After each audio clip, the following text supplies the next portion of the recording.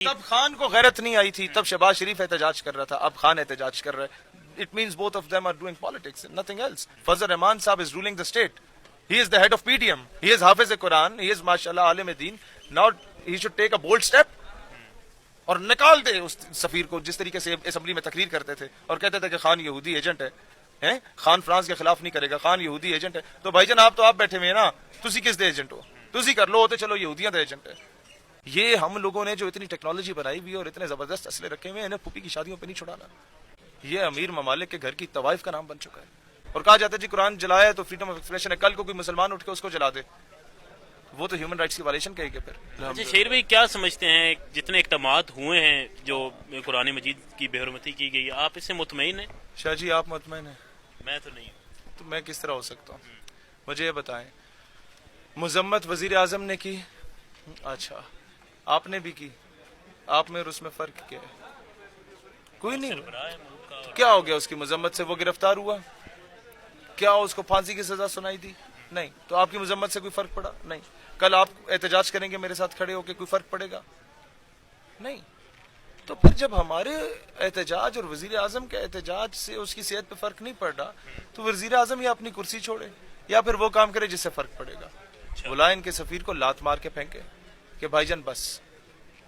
یہ تو ایکسٹریم ہے نا. ایک بندے نے اس طرح کی حرکت کی، آپ کہتے ہیں جی ہمارا نیشنل نہیں ہے جو بھی ہے لیکن فریڈم آف ایکسپریشن ہے تو ہم اسے کچھ نہیں کہیں گے.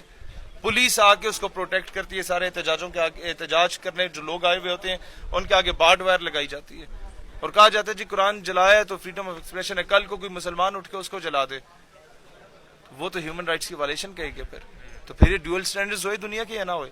پھر بھائی جان جس کی لاٹھی اس کی بہن سے. اقوام متحدہ سے بھی کوئی توقع نہیں رہی. یہ امیر ممالک کے گھر کی طوائف کا نام بن چکا ہے. اچھا شاہ جی مجھے بتائیں، ویٹو پاور کا اختیار 5 ممالک کو ہے.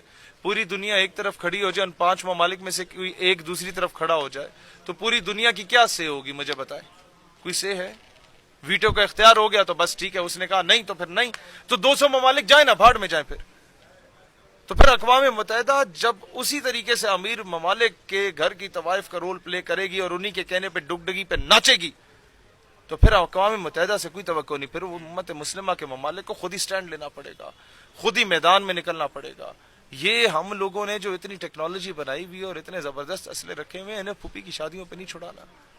ٹو بی ویری فرینک اب بھی آپ کو سٹینڈ لینا پڑے گا. سر مجھے بتائیں نا، کیا پیچھے رہ کیا جاتا جب قرآن کو جلا دیا گیا؟ ناموس رسالت صلی اللہ علیہ وسلم کے معاملے پہ امت اکٹھی نہیں ہوتی، بابری مسجد کی جگہ رام مندر بن جاتا ہے اور 12 ربیع الاول کو اس کا فیصلہ آ جاتا ہے. عید الاضحیٰ پر قرآن پاک کو جلا دیا جاتا ہے، پیچھے رہ کیا جاتا ہے؟ شاہ جی مجھے بتائیں، ہم لوگ کس لیے زندہ کس لیے ہیں؟ میں اور آپ احتجاج کر سکتے ہیں، دھرنا کر سکتے ہیں، اپنے اداروں سے لڑ سکتے ہیں، مر سکتے ہیں، کیا کریں؟ حکام میں بالا کس وجہ سے؟ آخر کب تک میں جا کے اپنے پولیس والے کا گریبان پکڑوں گا، وہ میرا پکڑے گا، وہ مجھ پہ شل مارے گا، میں اس پہ وٹا ماروں گا؟ کب تک؟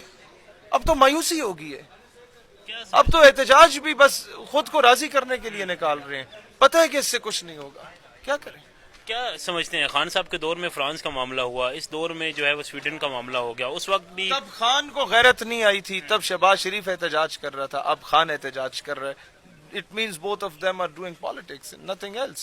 Fazl Rahman Sahab is ruling the state. He is the head of PDM. He is Hafiz Quran. He is mashallah alim deen.